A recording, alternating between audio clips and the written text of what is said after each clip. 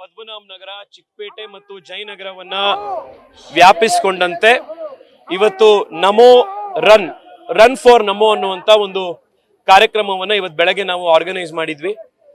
ಸುಮಾರು 3,000ಕ್ಕೂ ಹೆಚ್ಚು ಜನ ಯುವಕರು, ವಯಸ್ಸಾದಂತವರು, ಹೆಣ್ಮಕ್ಳು, ಚಿಕ್ಕ ಮಕ್ಕಳು ಎಲ್ಲರೂ ಕೂಡ ಇವತ್ತು ಒಂದು ಫ್ಯಾಮಿಲಿ ಎಲ್ಲರೂ ಒಟ್ಟಿಗೆ ಬಂದು ಈ 5 ಕಿಲೋಮೀಟರ್ ಓಟದಲ್ಲಿ ಭಾಗವಹಿಸಿ ದೇಶದ ಪ್ರಧಾನಮಂತ್ರಿ ಜೊತೆಗೆ ನಾವಿದ್ದೀವಿ. ಅವ್ರನ್ನ ಈ ಬಾರಿ 400 ಸೀಟ್ಗಳನ್ನ ಬಿಜೆಪಿಗೆ ಕೊಟ್ಟು ನಾವು ಗೆಲ್ಲಿಸ್ತೀವಿ ಎನ್ನುವಂತ ಒಂದು ಸಂಕಲ್ಪವನ್ನು ಇವತ್ತು ಜನ ಮಾಡಿದ್ದಾರೆ. ಏಪ್ರಿಲ್ 26ನೇ ತಾರೀಕು ನಾವು ರೆಕಾರ್ಡ್ ಪೋಲಿಂಗ್ ಅನ್ನ ಕೂಡ ಬೆಂಗಳೂರಿನಲ್ಲಿ ಮಾಡ್ತೀವಿ ಎನ್ನುವಂತ ಒಂದು ಸಂಕಲ್ಪವನ್ನು ಕೂಡ ಜನ ತಗೊಂಡಿದ್ದಾರೆ. ದೊಡ್ಡ ಸಂಖ್ಯೆಯಲ್ಲಿ ಬಂದಿರುವಂತ ಯುವಕರಿಗೆ ಇವತ್ತು ಸ್ವಯಂ ಪ್ರೇರಣೆಯಿಂದ ಇಷ್ಟೊಂದು ಸಾವಿರಾರು ಸಂಖ್ಯೆಯಲ್ಲಿ ಬಂದು ಮೋದಿಯವರ ಹೆಸರಿನಲ್ಲಿರುವಂತ ಈ ಓಟಕ್ಕೆ ಬಂದು ಓಡಿರುವಂತ ಎಲ್ಲ ಬೆಂಗಳೂರಿನ ದಕ್ಷಿಣ ಭಾಗದ ಎಲ್ಲ ನಮ್ಮ ಮತದಾರರಿಗೆ ನಾನು ಈ ಸಂದರ್ಭದಲ್ಲಿ ಅಭಿನಂದನೆ, ಧನ್ಯವಾದ, ಕೃತಜ್ಞತೆಯನ್ನು ಸಲ್ಲಿಸ್ತಾ ಇದ್ದೇನೆ.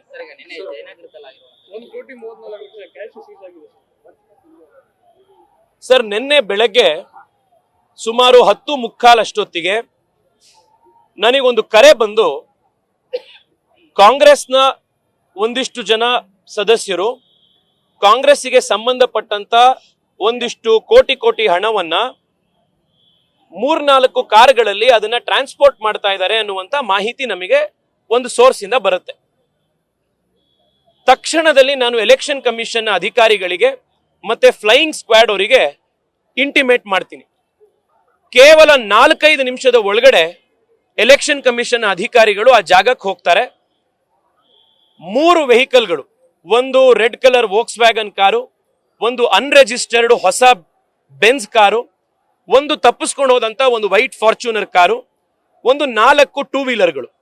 ಇದರಲ್ಲಿ ಸುಮಾರು 5-6 ಕೋಟಿ ರೂಪಾಯಿಯಷ್ಟು ಹಣವನ್ನ ಒಂದರಿಂದ ಇನ್ನೊಂದು ಕಡೆಗೆ ಶಿಫ್ಟ್ ಮಾಡ್ತಾ ಇರ್ತಾರೆ. ಅಧಿಕಾರಿಗಳು ಹೋಗಿ ಅದನ್ನ ಸರ್ಚ್ ಅಂಡ್ ಸೀಸರ್ ಮಾಡಿ ಅದನ್ನ ಹಿಡ್ಕೊಳ್ಳುವಂತ ಪ್ರಯತ್ನ ಮಾಡಿದಾಗ ಒಂದು ಗಾಡಿ ತಪ್ಪಿಸ್ಕೊಳ್ತು ಅನ್ನುವಂತ ಮಾಹಿತಿ ನಮಗಿದೆ. ಇನ್ನು ಬೆನ್ಸ್ ಅನ್ನ ಮತ್ತೆ ವೋಕ್ಸ್ ವ್ಯಾಗನ್ ಅನ್ನ ಮತ್ತೆ 2 ಗಾಡಿಗಳನ್ನ ಹಿಡಿತಾರೆ. ಸುಮಾರು 1.5 ಕೋಟಿ ರೂಪಾಯಿಯಷ್ಟು ದುಡ್ಡು, ನಗದು, ಕ್ಯಾಶ್ ಇದರಲ್ಲಿ ಪತ್ತೆ ಆಗಿ ಸಿಗತ್ತೆ. ನನಗೆ ಬಹಳ ಬೇಸರ ಆಗಿರೋದು, ಜೊತೆಗೆ ಸಿಟ್ಟು ಕೂಡ ಬಂದಿರುವಂಥದ್ದು, ಅಸಹ್ಯ ಆಗಿರುವಂಥದ್ದು ಅಂದ್ರೆ ಬೆಂಗಳೂರು ದಕ್ಷಿಣದಂತ ಪ್ರಜ್ಞಾವಂತರಿರುವಂಥ, ದೇಶಭಕ್ತರಿರುವಂಥ, ಪ್ರಜಾತಂತ್ರವನ್ನ ಗೌರವಿಸುವಂತ ಜನ ಇರುವಂತ ಕ್ಷೇತ್ರದಲ್ಲಿ ಕೋಟ್ಯಾಂತರ ರೂಪಾಯಿ ದುಡ್ಡನ್ನ ಹಂಚಿ ಓಟನ್ನ ಕೊಂಡ್ಕೊಳ್ಳುವಂತ ಒಂದು ಪ್ರಯತ್ನ ಇವತ್ತು ಕಾಂಗ್ರೆಸ್ ಪಾರ್ಟಿ ಮಾಡಕ್ ಹೋಗಿರುವಂತದ್ದು ಅಕ್ಷಮ್ಯ ಅಪರಾಧ. ಇದು ನಮ್ಮ ಬಸವನಗುಡಿ, ಗೋವಿಂದರಾಜನಗರ, ವಿಜಯನಗರ, ನಮ್ಮ BTM ಲೇಔಟ್, ನಮ್ಮ ಬೊಮ್ಮನಹಳ್ಳಿ, ನಮ್ಮ ಪದ್ಮನಾಭ ನಗರ, ಚಿಕ್ಕಪೇಟೆ ಜನನ್ನ ದುಡ್ಡು ಕೊಂಡ್ಕೊಳ್ಬಹುದು ಅನ್ಕೊಂಡಿದ್ದಾರೆ ಕಾಂಗ್ರೆಸ್ನವರು. 1.5 ಕೋಟಿ ಸಿಕ್ಕಿದೆ. ನಮ್ಗೆ ಇದ್ದಿದ್ದ ಮಾಹಿತಿ 5-6 ಕೋಟಿ ಟ್ರಾನ್ಸ್ಪೋರ್ಟ್ ಆಗ್ತಿದೆ ಅಂತ. ಇನ್ನೊಂದು ಕಾರ್ ತಪ್ಪಿಸ್ಕೊಂಡಿರುವಂತದ್ದನ್ನ ನಾವು ನೋಡಿದೀವಿ, ಮಾಹಿತಿ ಅಧಿಕಾರಿಗಳು ಕೊಟ್ಟಿದ್ದಾರೆ. ಇವತ್ತು ಎಲೆಕ್ಷನ್ ಗೆಲ್ಲಿಕ್ಕೆ ಇಶ್ಯೂಗಳಿಲ್ದಲೇ ಇದ್ದಾಗ, ನರೇಂದ್ರ ಮೋದಿ ಅವರನ್ನ ಎದುರಿಸಕ್ಕೆ ಯಾವುದೇ ಬೇರೆ ಒಂದು ಅಸ್ತ್ರ ಇಲ್ದಲೇ ಇದ್ದಾಗ ಜನರ ಹತ್ರ ಹೋಗಿ ದುಡ್ಡು ಕೊಟ್ಟು ವೋಟ್ಗಳನ್ನ ಖರೀದಿ ಮಾಡುವಂತ ಹಣಬಲದ ಒಂದು ಪ್ರಯತ್ನ ಇವತ್ತು ಕಾಂಗ್ರೆಸ್ ಕಡೆಯಿಂದ ಆಗ್ತಾ ಇದೆ.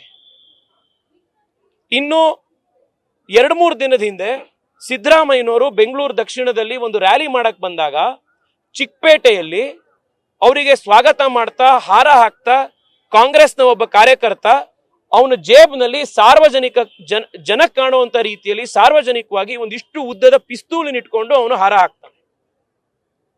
ಅಂದ್ರೆ ಒಂದ್ ಕಡೆ ಜನಕ್ಕೆ ಭಯ ಪಡಿಸುವಂತ ಒಂದು ಪ್ರಯತ್ನ, ಇನ್ನೊಂದು ಕಡೆ ಜನಕ್ಕೆ ದುಡ್ಡು ಕೊಟ್ಟು ಆಮಿಷ ಮಾಡುವಂತ ಪ್ರಯತ್ನ. ಇದ್ರ ಮೂಲಕ ಇವತ್ತು ಚುನಾವಣೆ ಗೆಲ್ಲಬೇಕು ಅಂತ ಕಾಂಗ್ರೆಸ್ ಹೊರಟಿದೆ. ನೀವು ಅಬ್ಸರ್ವ್ ಮಾಡಿದ್ದೀರಿ, ಚುನಾವಣೆ ಪ್ರಾರಂಭ ಆಗಿ ಕ್ಯಾಂಡಿಡೇಟ್ಗಳು ಅನೌನ್ಸ್ ಆಗಿ ಸುಮಾರು ಒಂದು 20 ದಿನ ಆಗಿದೆ.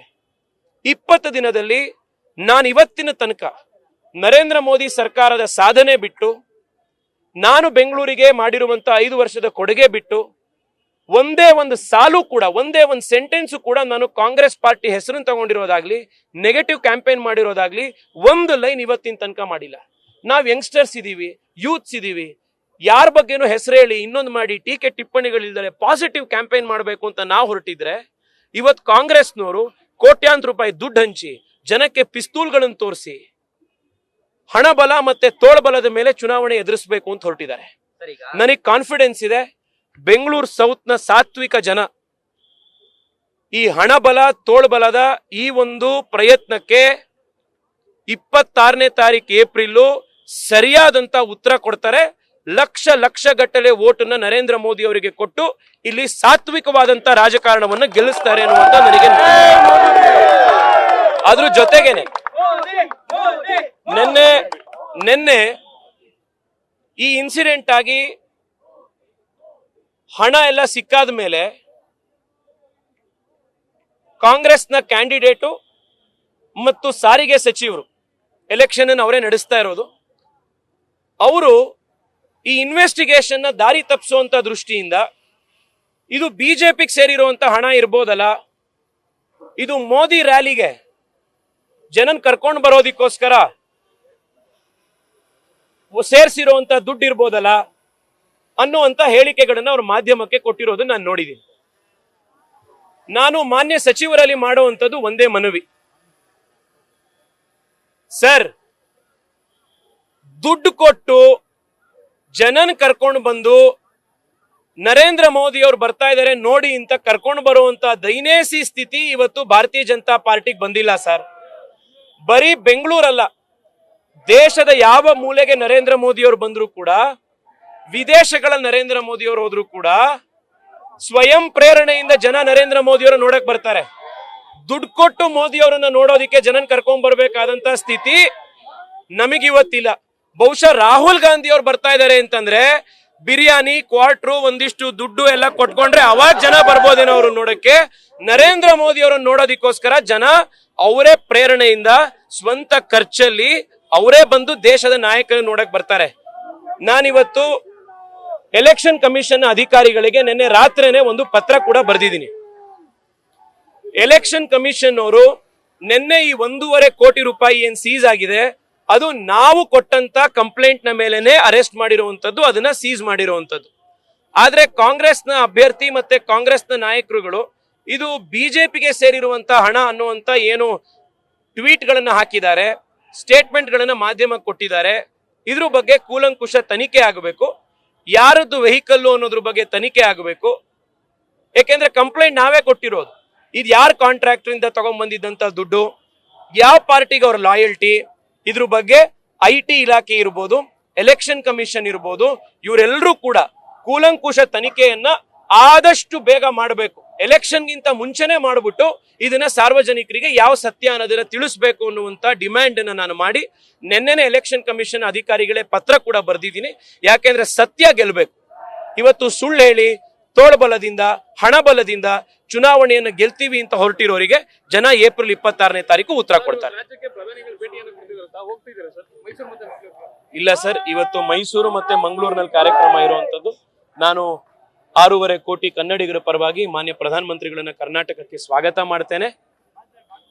ಮುಂದಿನ ವಾರ ಬೆಂಗಳೂರಿನಲ್ಲೂ ಪ್ರಧಾನಮಂತ್ರಿಗಳ ರೋಡ್ ಶೋ ಇದೆ ಅನ್ನುವಂತ ತಯಾರಿಗಳು ನಡೀತಾ ಇದೆ.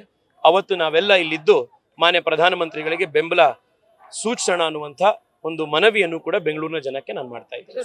ಸಿಎಂ ಅವರು ಚಾಮರಾಜನಗರದಲ್ಲಿ ಶ್ರೀನಿವಾಸ ಪ್ರಸಾದ್ ಅವರನ್ನ ಭೇಟಿಯಾಗಿದ್ದಾರೆ. ಬಿಜೆಪಿ ಮುಖಂಡರುಗಳನ್ನ ಈ ಕಾಂಗ್ರೆಸ್ ಮುಖಂಡರು ಭೇಟಿ ಆಗ್ತಿದ್ರು, ಸಿಎಂ ಕೂಡ ಹಲವು ನಾಯಕರನ್ನ ಭೇಟಿ ಆಗ್ತಿರೋದು, ಏನ್ ಹೇಳ್ತೀವಿ? ಚುನಾವಣೆ ಸಂದರ್ಭ ಸರ್, ಎಲ್ಲರೂ ಭೇಟಿ ಮಾಡ್ತಾ ಇರ್ತಾರೆ. ಅದರಲ್ಲಿ ಏನು ವಿಶೇಷವಾದಂಥದ್ದಿಲ್ಲ. ಜನ ಇವತ್ತು ಬಿಜೆಪಿ ಪರವಾಗಿದ್ದಾರೆ, ಮೋದಿ ಅವರ ಪರವಾಗಿದ್ದಾರೆ. ಕರ್ನಾಟಕದ 28 ಸೀಟನ್ನ ಭಾರತೀಯ ಜನತಾ ಪಾರ್ಟಿ ದೊಡ್ಡ ಬಹುಮತಗಳಿಂದ ಗೆಲ್ಲುತ್ತೆ. ನ್ಯೂಸ್ ಫಸ್ಟ್ ನಿರ್ಭೀತಿಯಿಂದ ನಿಮ್ಮ ಪರವಾಗಿ.